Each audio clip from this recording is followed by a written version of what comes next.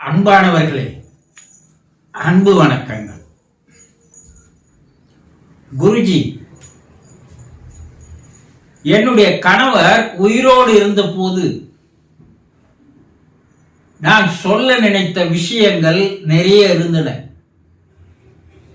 ஆனால் சொல்ல முடியாமல் போய்விட்டது. போது இறந்து விட்டார். நான் சொல்ல வேண்டிய விஷயங்களை இப்போது எப்படி அவரிடம் நான் என்னால் சொல்ல முடியும் என்று ஒரு மனைவி கேட்கிறார்.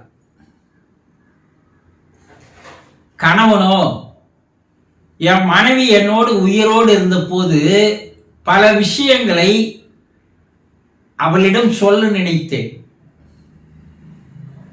சொல்லாமல் விட்டுவிட்டேன்.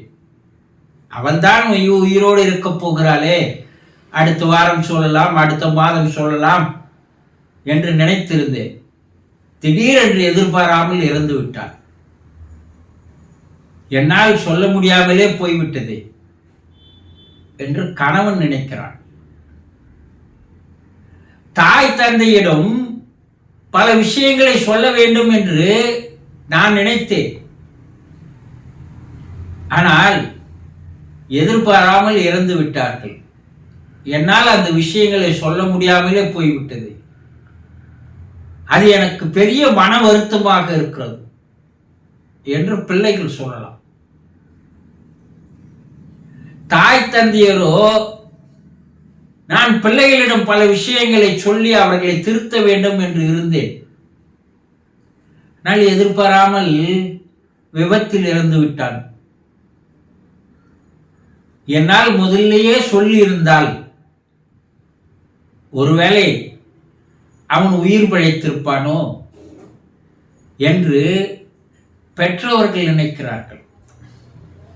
இப்படி ஒரு குடும்பத்தில் ஒன்றாக வாழ்ந்து வருபவர்கள் ஒருவர் மற்றவரிடம் சில விஷயங்களை சொல்ல நினைத்து நாளை சொல்லலாம், அடுத்த வாரம் சொல்லலாம், அதற்கு என்ன அவசரம் என்று நினைத்திருந்த வேளையில் எதிர்பாராமல் இறந்து போகிறார்கள். அவர்களால் சொல்ல வந்த விஷயத்தை சொல்ல முடியாமலேயே போய்விடுகிறது இல்லையா? அப்ப அது எப்படிதான் இறந்தவர்களிடம் சொல்ல முடியும்? இனிமேல் சொல்ல முடியாது. அப்படித்தானே நினைக்கிறீர்கள்? கிடையாது. நீங்கள் சொல்ல நினைத்த விஷயத்தை, சொல்ல வந்த விஷயங்களை இறந்து போனவரிடம் இப்போதும் சொல்லலாம். என்னங்க, அவர் தான் இறந்து போயிட்டாரு, அவர்கிட்ட போய் இப்ப எங்களால போய் அந்த விஷயங்கள் எல்லாம் சொல்ல முடியுமா? அப்படி சொன்னாலும் அவர் கேட்கிற நிலைமையில இருக்கிறார். அவரை தான் நாங்க எரிச்சிட்டுமே, அவரை தான் நாங்க மண்ணில் புதைச்சிட்டுமே, மண்ணே தின்னு இருக்கும் இப்போ இந்த உடம்ப. இப்ப போய் அவர்கிட்ட சொல்லலாம்னு சொல்றீங்களே, இது நம்பக்கூடியதாக இருக்கிறதா? ஏற்றுக்கொள்ளக்கூடியதாக இருக்கிறதா? நீங்க சொல்லலாம் இல்லையா? நம்ப தான் முடியாது. ஏன்னா நீங்கள் ஒரு அறைக்குள்ளேயே வாழ்ந்து வருகிறீர்கள். இந்த அறையை விட்டு வெளியில் பக்கத்தில் மற்றொரு அறை இருக்கிறது என்பது உங்களுக்கு தெரிவதே இல்லை. பூமி என்ற ஒரு அறையிலேயே நீங்கள் வாழ்ந்து வந்த காரணத்தினால் பூமியை தவிர வேறொரு லோகம் இருக்கிறது, உலகம் இருக்கிறது என்பதே உங்களுக்கு தெரியல. கிணத்துல வாழ்ந்த தவளை கிணத்தை தவிர அதுக்கு வெளியே என்ன இருக்குதுன்னு தெரியாது. அது கிணறுதான் உலகம், கிணறுதான் வாழ்க்கை, அப்படி அது வாழ்ந்து வருகிறது. அது போல நீங்கள் வாழும் பொழுது தெரிந்து கொள்ளக்கூடிய பல்வேறு விஷயங்களை நீங்கள் தெரிந்து கொள்வதே இல்லை. அதனால உங்களுக்கு என்னன்னா, இறந்துட்டாரோ அவர்கிட்ட நீங்க பேச முடியாது, விஷயங்களை சொல்ல முடியாது நினைக்கிறீங்க. இறந்தவர் வேறு எங்கேயும் போல ஆவி உலகம் என்று சொல்லக்கூடிய வேறொரு உலகத்திற்கு அவர் சென்று இருக்கிறார், அவ்வளவுதான். என்னங்க, அவரை தான் நாங்க பொச்சிட்டோமே, அப்ப எப்படி அவரு ஆவி உலகத்துக்கு போயிருப்பாருன்னு சொல்றீங்க? எங்க கண்ணெதிரில் தானே அவரை எரிச்சோம், கண்ணெதிரில் தானே அவரை புதைச்சோம், அப்ப எப்படி அவர் போக முடியும் கேட்கலாம். இறந்தது அவர் உடல் தாங்க, இறந்தது அவர் தேகம்தான். அந்த தேகம் தளர்வடைந்து விட்டது. அந்த உடல் இனியே அந்த உயிருக்கு உபயோகப்படாது. ஆனா அந்த உடலுக்குள்ளே இருந்த மன உடல் ஆன்ம உடல் இரண்டும் வெளியே வந்து விட்டது. என்னங்க மன உடல்ன்றீங்க ஆன்ம உடல்ன்றீங்க, புரியலையா? ஒவ்வொரு மனிதனும் 3 உடல்களோடு வாழ்ந்து வருகிறான். அதுவே உங்களுக்கு தெரியல.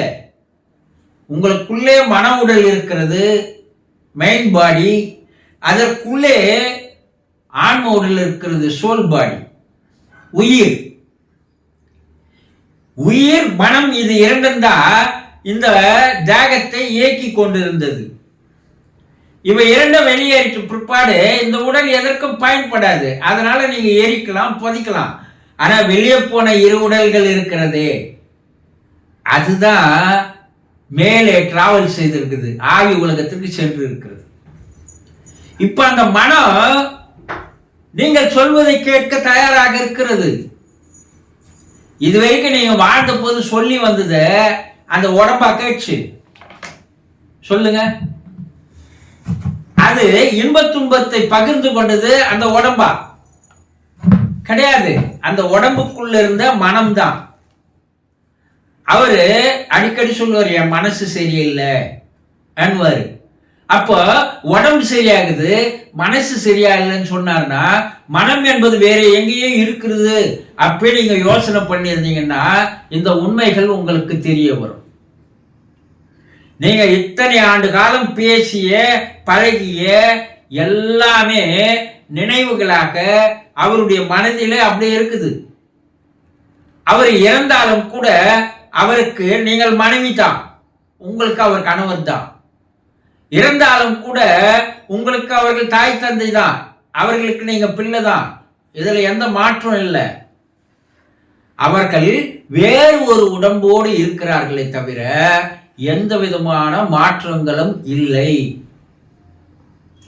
அந்த மன உடம்பு உங்களோடு எத்தனை ஆண்டுகள் வாழ்ந்ததோ பழகியதோ அவையெல்லாம் நினைவுகளாக அப்படியே இருக்கிறது. இப்போதும் அது உங்களோடு தொடர்பில் தான் இருக்குது. என்ன, உங்களோட வீட்டுல இல்ல, உங்க ஊர்ல இல்ல, இந்த பூமியில் இல்ல, ஆனா வெளியே இருக்குது.